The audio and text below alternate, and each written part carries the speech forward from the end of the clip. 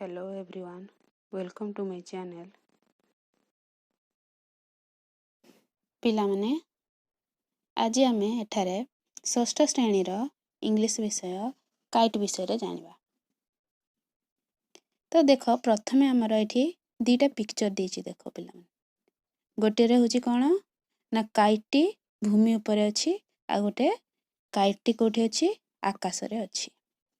ତ ଜାଣିବା କ'ଣ କହିଛି ଏଠାରେ।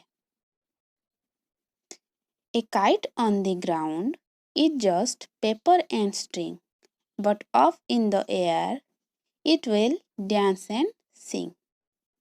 तो काइट माने तुम माने जानिथिबो पिला माने काइट माने कोन ना गुडी। तो ए काइट ऑन द ग्राउंड जेते बेले काइट टी कोठी थाए ना ऑन द ग्राउंड ऊपर थाए भूमि ऊपर थाए सेते बेले कोन ना is just paper and string. Paper माने कागज स्ट्रिंग होची सूता।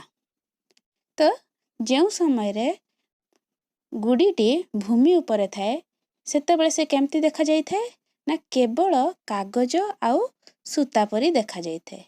But of in the air किंतु जेते बेले से पवन रे बा आकाश रे चली जाए सेते बेले कोन हुए ना इट विल डांस एंड सिंग। सेते बेले से कौन करଥାଏ ଯେତେବେଳେ ପବନରେ ସେ ଚାଲିଯାଏ ଆକାଶକୁ ଚାଲିଯାଏ ସେତେବେଳେ ଗୁଡିଟି କ'ଣ କରିଥାଏ ନାଚିଥାଏ ଏବଂ ଗାଇଥାଏ। ସେହିପରି ଦେଖ a kite in the air will dance and caper. Caper ମାନେ କ'ଣ ପିଲାମାନେ ନା କେପର ହେଉଛି ଆନନ୍ଦରେ ବୁଲିବା। A kite in the air ଗୁଡିଟି ଯେତେବେଳେ ପବନରେ ଥାଏ ସେତେବେଳେ କ'ଣ ହେଇଥାଏ ନା ୱିଲ୍ ଡ୍ୟାନ୍ସ ଆଣ୍ଡ କେପର। ଗୁଡିଟି କ'ଣ କରିଥାଏ ନା ପବନରେ ଗୁଡିଟି ନାଚିବ ଏବଂ ଆନନ୍ଦରେ ବୁଲିବ।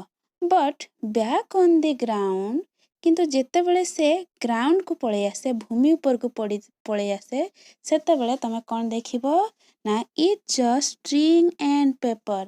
ଏହା କେବଳ ଗୋଟିଏ ସୂତା ଏବଂ କାଗଜ।